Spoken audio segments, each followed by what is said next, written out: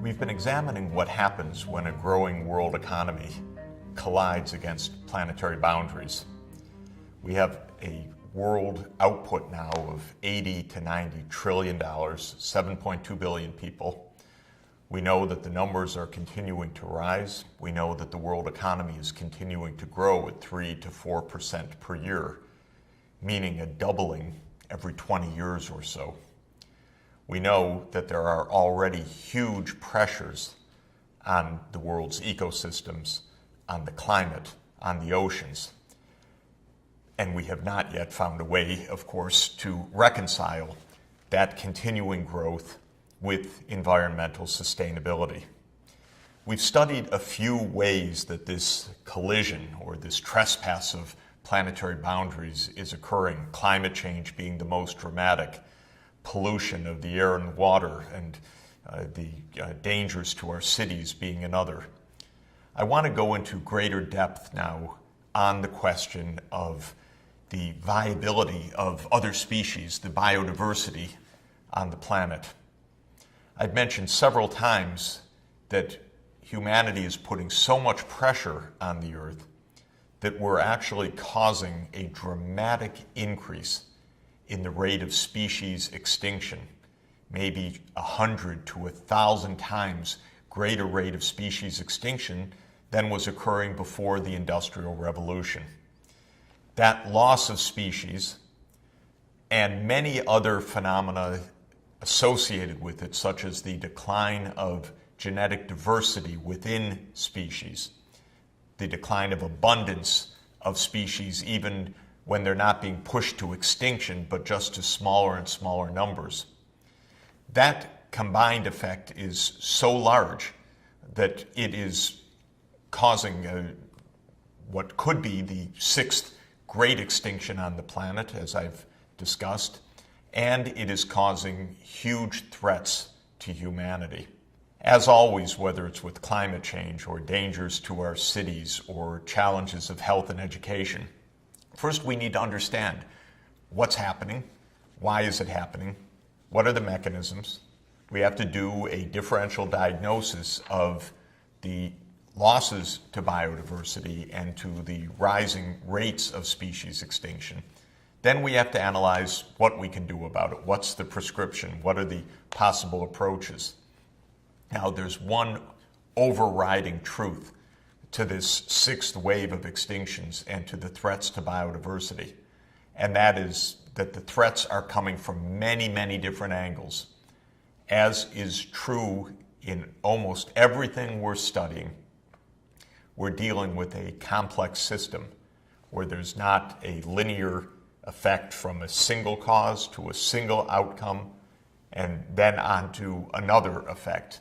There are multiple stressors, multiple drivers of environmental change, multiple causes of species extinction or decline of abundance and genetic diversity. We need to understand the complexity of this system because no single approach is going to be sufficient to reversing the trends that are underway, heading off this sixth great extinction that is a threat to not only millions of other species, but to one that we also have a especially strong vested interest in, and that's Homo sapiens, that's us. And so we need to get into the very complex nature of this threat. You're looking at an example of biodiversity, the incredible diversity of species and interactions in this marine environment that you're viewing right now. And of course, what you see are multiple species of animals and plant life. Many species are microscopic and you don't see them. You see the interactions of the fish, corals, and we know the microscopic plankton, for example, in the oceans, with the non-living part of the system in front of you, the fluxes of energy, of sunlight, of nutrients that are arriving in this ecosystem from a variety of sources.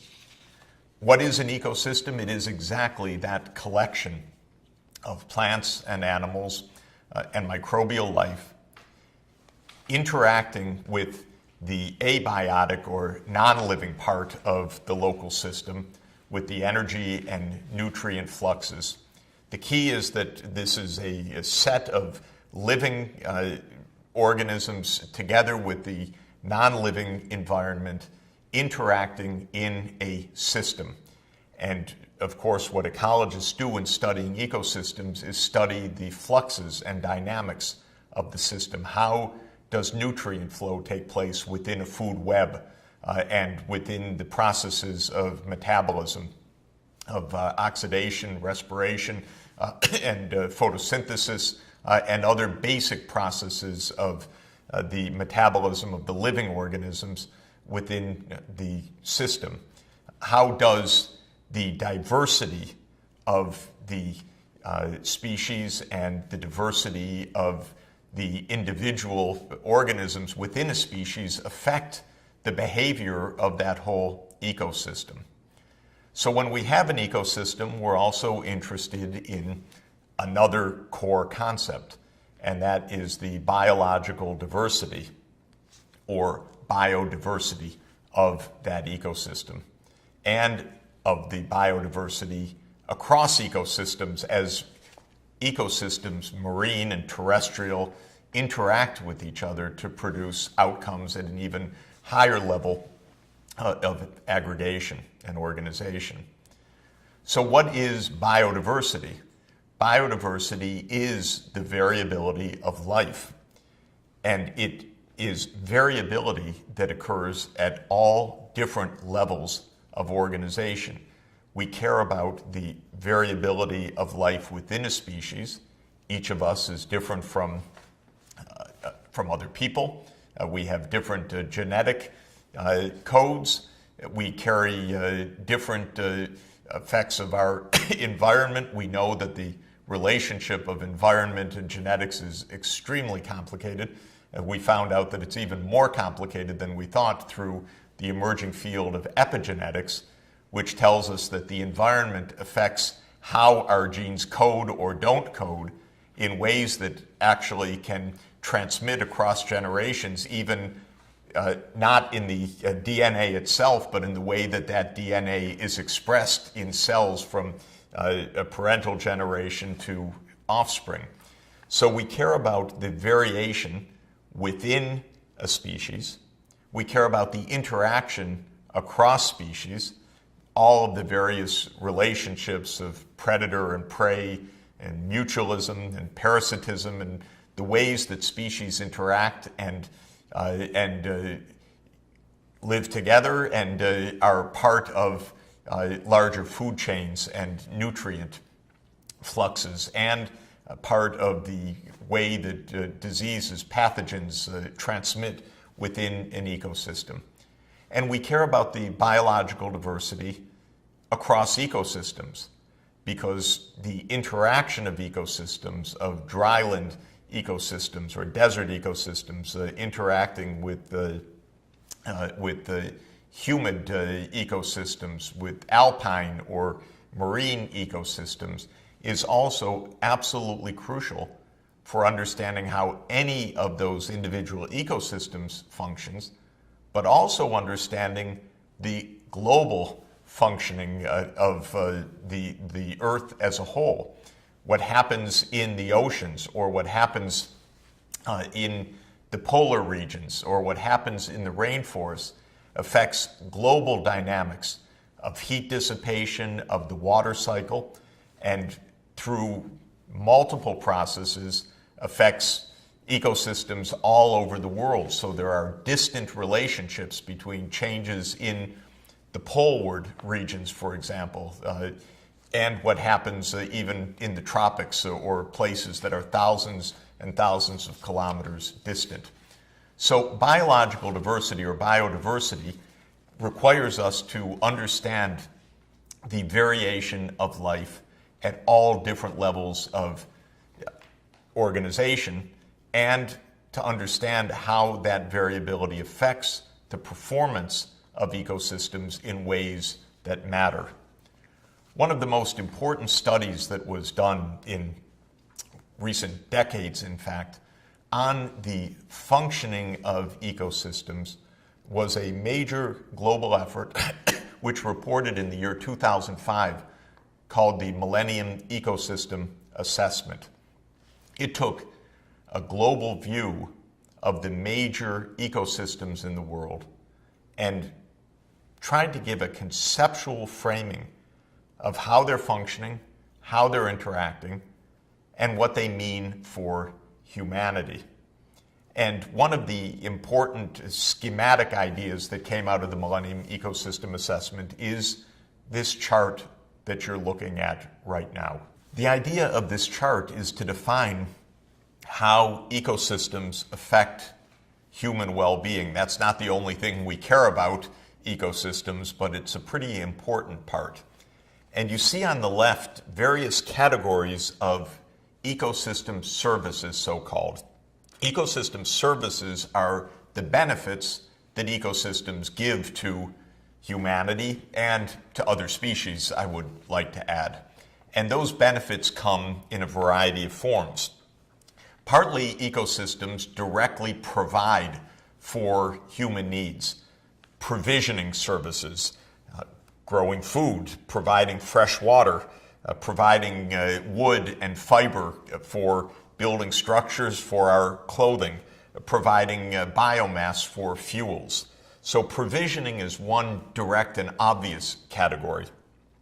A bit less direct but absolutely profound is the idea of regulatory ecosystem services. Ecosystems control basic climate patterns, disease patterns, cycling of crucial nutrients in ways that are of fundamental importance to humanity, even if they're not directly the provisions of things that we eat or directly consume. So, for example, ecosystems in their functioning have huge effects on climate regulation. If the poleward Nordic and Arctic ecosystems are heavily changed by climate warming, then we're also going to get powerful feedbacks that could be of tremendous adverse consequence. For example, the melting of the great ice sheets, or the decline of ice cover in the seas, changing the reflectance of the planet and providing a massive feedback, amplifying climate change coming from greenhouse gases, or the melting of ice in the tundra, releasing massive amounts potentially of methane or carbon dioxide in a feedback mechanism. So ecosystems provide regulatory services, either helping to sustain a climate in a safe zone, or if these ecosystems get perturbed, amplifying adverse changes that are coming from other factors such as greenhouse gas concentrations. Flood regulation is a second kind of ecosystem service. Coastal areas are often protected by the mangrove swamps just off the coast, or by other topographical features of ecosystems. And if those get perturbed, if those are lost by human-induced changes, that can lead to great dangers. The coastal areas around New Orleans, for example, were degraded by the ways that human activity led to changes of the dynamics of the Mississippi River as it flows into the Gulf of Mexico.